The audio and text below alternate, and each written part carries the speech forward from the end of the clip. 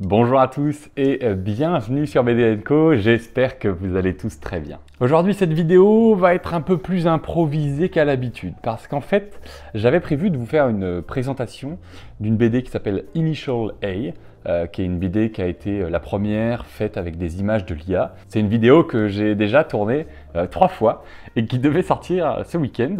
Mais à chaque fois, j'arrivais pas forcément à parler exactement comme je le souhaitais. J'avais aussi peut-être un petit peu une peur de comment les gens pourraient ressentir. On peut voir d'ailleurs que la BD a fait beaucoup parler d'elle. Et pourtant, il n'y a aucune présentation de cette BD.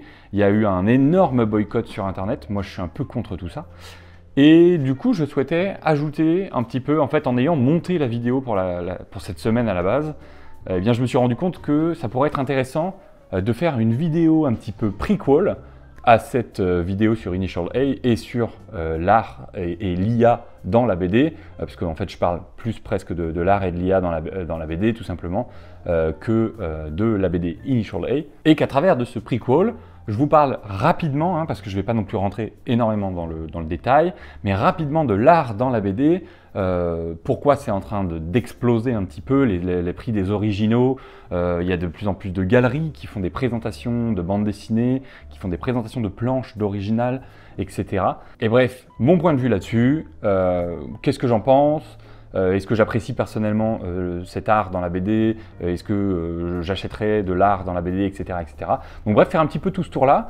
Et je pense que ce sera une bonne vidéo pour préparer à la vidéo de la semaine prochaine. Bref, sans plus tarder, l'art dans la BD, qu'est-ce que c'est? Alors déjà, l'art dans la BD, ça peut être plein de choses, ça peut être vu de plein de choses. C'est pour ça que je vais commencer par donner un petit peu plus sur quoi je vais discuter aujourd'hui. Moi, je vais plutôt parler de l'art dans le sens les planches originales, les ventes de planches originales, les dessins originaux, ça peut être aussi des dédicaces originales. Et puis, bien sûr, parfois, les artistes, pour préparer une BD, vont faire de grandes peintures, des grands formats, on va dire, juste d'une case. Et puis, ces formats, de nos jours, se vendent très cher. Donc, je vais plus rester sur cette partie-là. Je ne vais pas forcément parler du fait que, est-ce que la BD, c'est un art? Est-ce que toutes ces conneries-là, parce que pour moi, il n'y a même pas de débat, en fait. Si écrire un livre, c'est un art, alors écrire une BD où il y a toute la partie scénario écrite, plus la partie dessinée, comment on peut dire que ce n'est pas un art? Enfin bref, on va laisser les ignorants de côté. Donc l'art dans la BD, pour ceux qui ne savent pas trop, en fait c'est très nouveau. C'est quelque chose qui est apparu dans les 10, 15, 20 dernières années. Avant, les artistes de BD ne vendaient jamais leurs originaux, même souvent ils les jetaient parce qu'ils trouvaient que ça n'avait aucun intérêt de garder ces vieilles pièces. On parle souvent apparemment de certains originaux qui auraient été en fait une fois photocopiés et envoyés à l'éditeur. Ils s'en servaient vite fait sur un coin de table, puis il y avait des cafés qui étaient renversés dessus, donc ils ont retrouvé certains trucs qui étaient dans un piteux état, parce que pour l'époque, ça ne voulait pas un sou en fait, les planches originales de bande dessinée et puis même les dessins originaux. Il y a d'ailleurs 2 ou 3 belles émissions sur YouTube sur l'histoire de la bande dessinée où ils parlent rapidement de l'arrivée de l'art, etc. Et c'est très intéressant de pouvoir suivre tout ça. Je vous recommande, si vous voulez en savoir un petit peu plus, aller un petit peu plus dans le fond du sujet. Je vous conseille d'aller plutôt là-dedans. Je ne vais pas aller dans le fond du sujet, moi je vais plutôt aller sur mon avis et sur l'évolution rapidement. Mais si vous voulez aller voir le fond, n'hésitez pas à les regarder sur YouTube, il y a des très belles choses. Donc bref, ces originaux ne valent pas grand-chose à cette époque-là, et donc les fans de bande dessinée, en fait, tout simplement, essayaient d'aller chercher des dédicaces chez les dessinateurs, essayer de les croiser dans les festivals et de demander une dédicace, demander pourquoi pas une planche d'original, etc. Et c'est assez incroyable d'ailleurs de se dire maintenant qu'à l'époque, il y a certains dessinateurs de bande dessinée qui avaient même offert à des lecteurs, à des fans, les planches entières d'une BD, donc les 48-50 pages originale à une personne parce qu'elle avait gentiment demandé et parce qu'à l'époque ça ne valait complètement rien du tout. De même, il y a des dessinateurs qui disaient qu'à l'époque ils faisaient aussi du troc. Ils échangeaient leur planche originale contre un dessin d'un autre dessinateur, contre un dessin d'un artiste, contre telle ou telle chose, enfin bref, du troc classique, parce que ça valait tellement pas grand chose qu'à part en fait pour le côté émotionnel d'avoir sa planche originale pour le dessinateur, eh bien il n'y avait pas plus de valeur marchande que ça. Et puis les choses ont évolué, les conditions de travail pour les dessinateurs et les créateurs de BD malheureusement sont devenues aussi difficiles, enfin ils étaient déjà difficiles à l'époque, hein, mais ils sont devenus encore plus difficiles, ils gagnaient de moins en moins d'argent avec la création de la BD, donc en fait à part si vous êtes un dessinateur ou un scénariste connu qui a de l'influence, etc., c'est très difficile de se faire publier, c'est très difficile de gagner beaucoup d'argent, d'avoir vraiment des belles sommes qui rentrent. Et donc, l'idée de commencer à vendre les originaux, eh bien, est commencé à arriver, en fait, tout simplement, pour faire un sorte de revenu secondaire. Et parfois, d'ailleurs, pour certains artistes, ils gagnaient plus d'argent à vendre leurs originaux avant, alors c'est un peu dommage parce qu'ils vendaient tout d'un coup dans ce cas-là, que de vendre l'entièreté de tous les albums de la BD, tellement en fait ils perdaient de l'argent, enfin ils gagnaient très peu pour chacun des tomes vendus. Sauf que bien sûr, quand on vend tous les originaux d'un coup, les originaux n'ont pas énormément de valeur. Alors que si on commence à les disséminer doucement, un par un, enfin en tout cas page par page par exemple, ou des originaux par originaux, on attend un petit peu dans le temps que la BD fonctionne, etc., eh bien les prix commençaient à monter. Et c'est comme ça qu'on est arrivé dans les dernières années à un moment où les planches des grands maîtres, on va dire, donc on va notamment parler de Uderzo, de Hergé bien entendu, pour le coup c'est lui qui a fait le plus vendre avec des sommes incroyables. Et donc les originaux de ces grands maîtres ont commencé à être recherchés. Et à partir de là, a commencé à se créer une sorte d'économie parallèle à la BD, qui est l'économie autour de l'art de la BD et donc des originaux de bande dessinée, que ce soit, comme je disais tout à l'heure, les peintures, mais aussi bien sûr les planches originales. À partir de ce moment-là, il y a beaucoup d'artistes qui ont commencé à mettre en vente leurs planches, que ce soit toutes d'un coup ou que ce soit quelques-unes par quelques-unes. Les dédicaces devenaient de plus en plus difficiles à avoir, et d'autant plus qu'il y a un marché de la dédicace qui s'est mis en place en parallèle. Et ça d'ailleurs c'est très dommage parce qu'il y a beaucoup de dessinateurs de nos jours qui ne souhaitent plus faire de dédicaces parce qu'ils retrouvent le lendemain sur eBay leurs dédicaces qu'ils viennent de faire pour le gentil petit Clément qui est venu chercher sa dédicace et au final qu'il l'a mis en vente le lendemain à 300 balles. C'est le cas de plusieurs dessinateurs. J'avais lu notamment un article sur Nicolas Petrimo pour Ramirez qui d'une part disait qu'il n'avait pas le temps de faire des dédicaces à tout le monde, mais qu'en plus il n'a pas forcément envie que ses BD soient vendues juste parce qu'elles sont dédicacées. Et donc soit il les dédicace de chez lui avec un prix spécifique pour cette personne, donc il faut l'acheter la dédicace, soit il va dans les festivals avec des tampons en fait qu'il a dessiné lui-même et qu'ensuite il a fait créer en tampon et il tamponne les BD avec la tronche de Ramirez quoi. Et c'est son dessin mais c'est tamponné comme ça il passe pas du temps dessus, puis s'il le voit le lendemain sur eBay, il est un petit peu moins déçu. Donc bref, ce marché parallèle a commencé à se mettre en place. Et est arrivé le moment où tout le monde a accepté que la BD, enfin pas tout le monde, mais beaucoup de gens ont accepté que la BD est une sorte de valeur ajoutée, que dans les originaux, dans même les premières éditions, il y a beaucoup de gens qui collectionnent les premières éditions parce qu'elles commencent à prendre aussi de la valeur, et qui dit que dans 20-40 ans, la moindre planche d'un artiste vaudra 10 000 € ou même plus, selon l'artiste, s'il est connu. Je sais que Ralph Meyer, notamment, qui fait actuellement Undertaker avec Xavier Dorizon, ses planches de BD en noir et blanc, je crois qu'elles valent dans les 10 000 € la planche originale. Donc voilà, et il est qu'au début de sa carrière, entre guillemets, même s'il a fait déjà plein de choses, il est encore jeune, donc il va encore faire beaucoup de choses.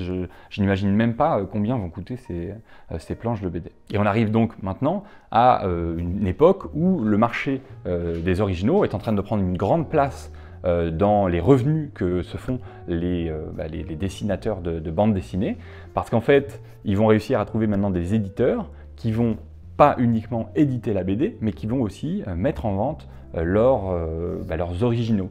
C'est le cas notamment de Daniel Maguen, l'édition Daniel Maguen, dont Prugne fait partie et travaille avec, qui va proposer à ses dessinateurs, notamment, de venir vendre, et éditer bien entendu la bande dessinée, mais en échange d'avoir une sorte de récupération de l'entièreté des planches et des peintures qui sont faites pour la galerie Daniel Maguen, et donc pouvoir faire d'un côté une exposition avec les originaux, ce que je trouve génial. J'ai été à 2-3 présentations justement quand je passais à Paris, j'essaie de passer dans les galeries de bande dessinée parce que je trouve ça génial d'avoir ces originaux face au mur et dans un musée en fait, comme si c'était des peintures. Et d'un autre côté, ils vont avoir justement ce côté vente aux enchères sur les différentes BD. D'ailleurs, vous pouvez aller sur les sites des éditions Daniel Magued et vous pourrez trouver tous les originaux en vente. Alors vous allez voir, les prix, ça fait un petit peu peur, mais il y a certaines choses qui sont encore tout à fait abordables, on va dire.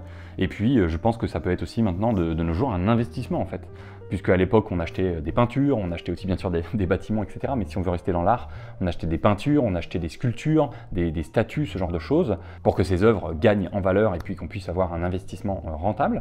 Et ça fait complètement du sens, pour moi en tout cas, de pouvoir commencer à investir dans des peintures de bande dessinée. Si en plus on est fan, ben on peut l'accrocher au mur et ça rendra quelque chose de bien ou moins bien, ça dépend de la BD bien entendu.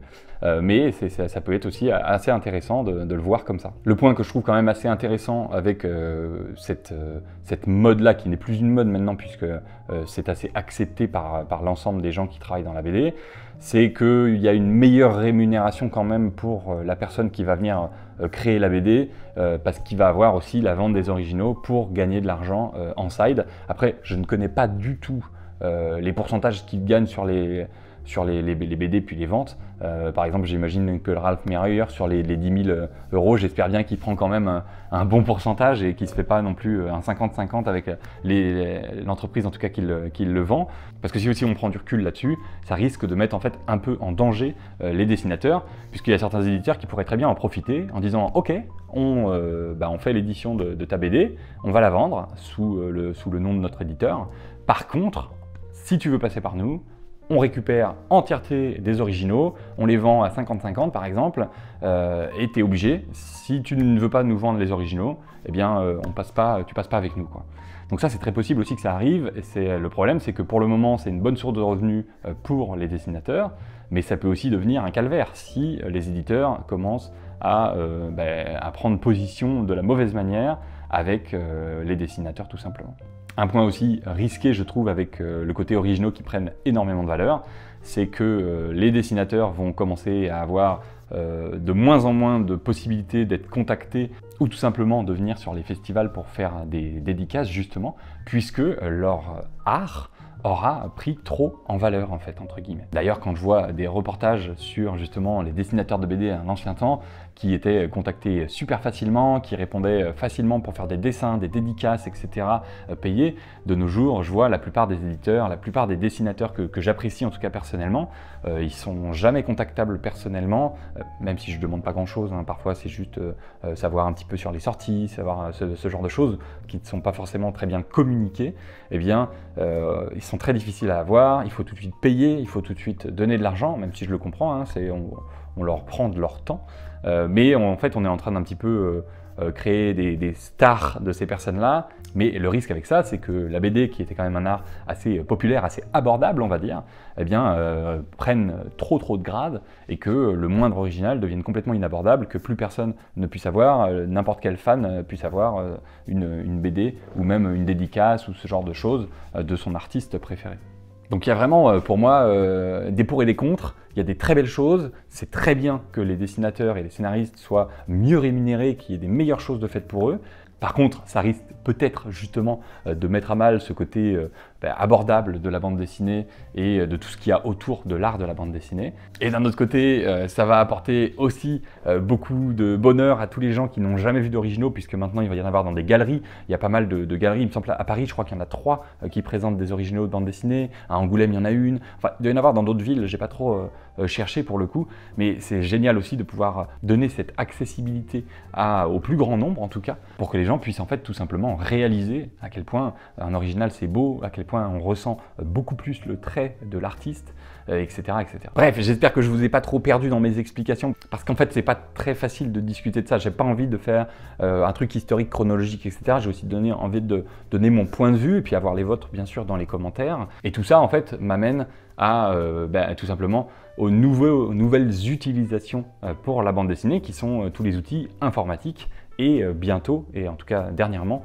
l'IA. Puisqu'effectivement, en fait, il y a beaucoup d'artistes que personnellement moi aussi j'adore, qui dessinent maintenant sur palette informatique. Alors bien sûr, ils pourraient très bien créer des originaux au dessin, à l'encre ou à la peinture, hein, ça dépend comment ils travaillent.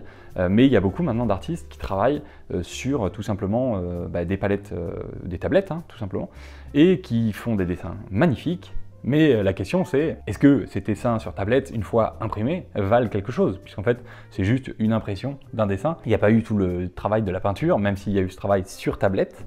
Eh bien, est-ce qu'il y a ce côté matériel en moins qui va retirer de la valeur marchande à ces originaux? Parce que d'ailleurs, est-ce qu'on peut appeler ça un original, un dessin qui a été donc créé informatiquement, qui va être donc imprimé une fois et qui va être ensuite mis en vente, puisqu'en fait ce dessin pourrait être imprimé à l'infini, en fait, tout simplement. Donc pour moi, on rentre dans une passe qui est quand même assez difficile à avoir, en tout cas la suite, puisque est-ce que les originaux finalement ne sont pas voués à disparaître? Bien sûr qu'il y aura toujours des gens qui vont travailler à la peinture, etc. Mais la plupart des dessinateurs commencent à se mettre à la tablette, commencent à apprécier de plus en plus ce travail à la tablette, cette facilité de pouvoir revenir en arrière sur un trait, de pouvoir corriger son trait, corriger ses ombres très facilement, versus un original qui va te prendre 30 minutes à faire un dessin et qui en plus, si tu as fait une rature ou si tu as fait une erreur, tu ne pourras pas la corriger. Donc c'est quelque chose que je suis personnellement beaucoup parce que je trouve ça vraiment très intéressant, cette séparation entre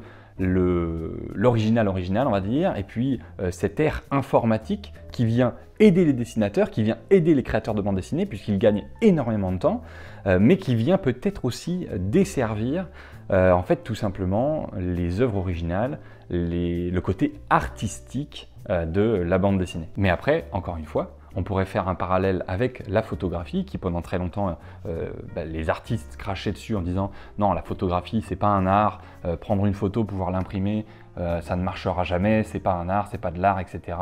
Il y en a d'autres qui disaient à l'inverse, ça va voler le travail des dessinateurs, etc., de paysages, de lieux, de personnages, etc.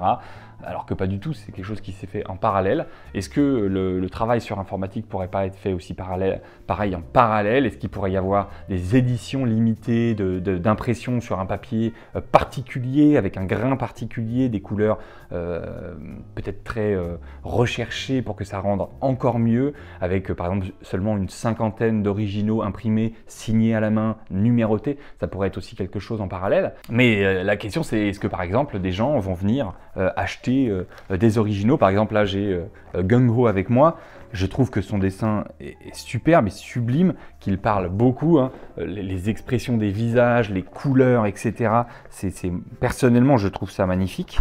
Mais encore une fois, la question c'est, est-ce qu'il y a des gens qui seraient prêts à acheter un original, en tout cas une page imprimée de Vanku Mount, puisque finalement ce ne serait pas réellement un original, ce serait plus une impression de son travail. Personnellement, c'est vraiment une question que je me pose, hein, puisque il y a certaines pages de Gung Ho que je trouve juste magnifiques, la lumière, les ombrages, les personnages, là, tout est magnifique, mais est-ce que je serais prêt à payer cher, en tout cas, pour ce genre d'œuvre imprimée? Je ne suis pas sûr, alors qu'à l'inverse, une BD comme les BD de Patrick Prugne, vous savez que j'ai un amour particulier pour Patrick Prugne, là, je suis sûr qu'il y a beaucoup de gens qui seraient prêts à payer pour des peintures de Patrick Prugne.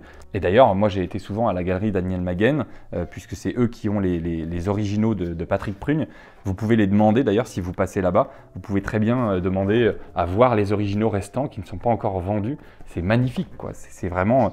C'est comme une peinture que vous pourriez avoir d'un artiste peintre et que vous pourriez encadrer chez vous, hein. Et là, pour le coup, le risque, c'est de créer une sorte de distance entre les artistes qui vont travailler uniquement sur informatique et donc qui n'auront pas la chance de pouvoir vendre leurs originaux et vendre leur travail, et les artistes qui vendent justement tous ces originaux, puisque eux travaillent encore sur papier, et par contre ça leur prend beaucoup plus de temps, et puis peut-être que la BD va être finalement moins rentable pour eux, et ils auront peut-être plus cette source d'argent qui sera les originaux versus ce que l'on peut gagner dans la bande dessinée, quoi. Donc c'est vraiment une question personnellement que je me pose beaucoup. Vous voyez, des peintures comme ça, moi je la mets chez moi avec grand plaisir. Et du coup ça nous amène à la dernière étape qui est justement l'IA dans la bande dessinée. J'en parle donc plus en détail dans la vidéo de la semaine prochaine, mais pour moi il y a quand même un gros point à réfléchir, entre guillemets, quand on se positionne au niveau de l'IA, pour moi, ça peut être un super bon outil d'apprentissage et de création pour les artistes, on va dire.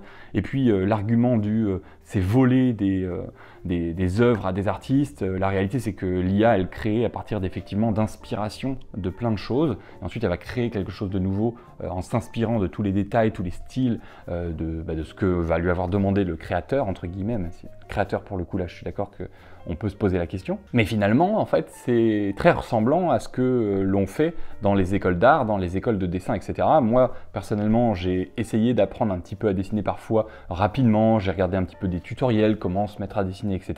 La première chose qu'on vous dit, c'est prenez les artistes que vous appréciez beaucoup et commencez à essayer de copier, de faire le même dessin, de faire le même trait. Puis ensuite, en fait, en faisant votre dessin, vous allez avoir une patte personnelle. Vous allez donc créer ce dessin de manière inspirée, mais de plus en plus à votre sauce. Et plus vous allez recommencer à faire, par exemple, là dernièrement, je me suis amusé à dessiner un capitaine Haddock. Et bien, plus vous allez dessiner cette tête de capitaine Haddock, plus elle va avoir votre style et plus elle va différer du style de Hergé que vous appréciez personnellement pour créer votre propre style. C'est un petit peu ce que fait l'IA en fait. Elle prend plein de styles, elle vous propose des sorties de mixage de styles, ça peut vous donner une idée, et puis à partir de cette idée, vous pouvez créer votre propre style. Et en fait, pour moi, c'est pas du vol, puisque sinon, ça veut dire que la plupart des artistes qui se sont inspirés de grands maîtres, comme je parlais tout à l'heure du Derzo, d'Hergé, etc.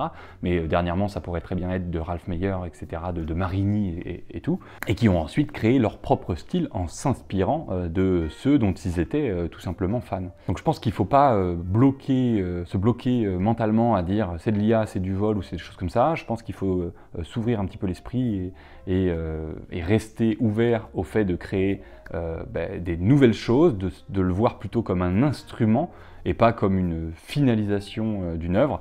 Créer entièrement une BD à l'IA, moi je ne suis pas forcément intéressé par, je ne suis pas contre ou pour, je ne suis juste pas forcément intéressé. C'est plus ma curiosité qui va être titillée, mais c'est pas quelque chose qui m'intéresse puisque moi je préfère effectivement les originaux, les dessins faits main, etc. Que ce soit sur informatique, en tablette ou à la main, les deux me plaisent entre guillemets. Mais pour moi il y aura toujours un attrait beaucoup plus fort de pouvoir regarder un original dessiné à la main et ne pas imprimer en fait avec toutes les peintures, les crayons, les différentes aquarelles, etc. Je trouve que ça reste quand même pour moi la plus belle chose que l'on peut voir dans cet art de la bande dessinée. En tout cas, j'espère que je ne vous ai pas trop perdu dans toutes ces explications et ces discussions. Peut-être que la vidéo ne fait pas trop de sens et que vous allez être complètement perdu à la fin. Vous allez me dire, oh là là, elle fait aucun sens ta vidéo, tu pars dans tous les sens. Oui, c'est vrai, je me suis laissé aller, je me suis laissé partir. Mais sincèrement, ça m'a fait du bien aussi de pouvoir en parler, de ce côté artiste, de ce que je pense de l'IA, de ce que je pense de ce côté dessin tablette originaux, de la peur que ça me fait des originaux qui prennent le pas pour les éditeurs. Je pense que c'est important d'en parler. Je reste ouvert à tout. N'hésitez pas à me le dire en commentaire d'ailleurs ce que vous en pensez, etc. Et puis on pourra en débattre avec grand plaisir. J'espère que la vidéo de la semaine prochaine sur l'IA et la bande dessinée pourra vous plaira en tout cas.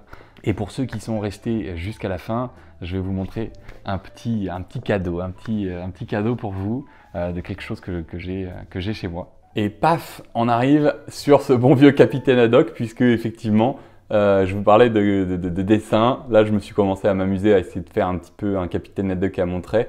Et comme je le disais, en fait, je l'ai copié de certaines personnes qui dessinent des capitaines Haddock ou des trucs de bande dessinée pour tout simplement eh bien, essayer de créer mon propre trait, voir déjà si j'arrive à copier, voir si j'arrive à mettre ma patte. Bon, pour le moment, j'ai pas trop mis ma patte, en réalité, c'est beaucoup de la copie, mais j'espère pouvoir un petit peu améliorer mon dessin, améliorer son visage et pouvoir créer quelque chose de personnel. Et puis, si j'arrive à créer mon trait, à créer mon propre manière de dessiner, en tout cas, si j'arrive à prendre le temps de le faire, eh bien, j'essaierai de vous faire des updates pour ceux qui sont restés jusqu'au bout de la vidéo. Et puis, pour la vraie surprise, là voilà.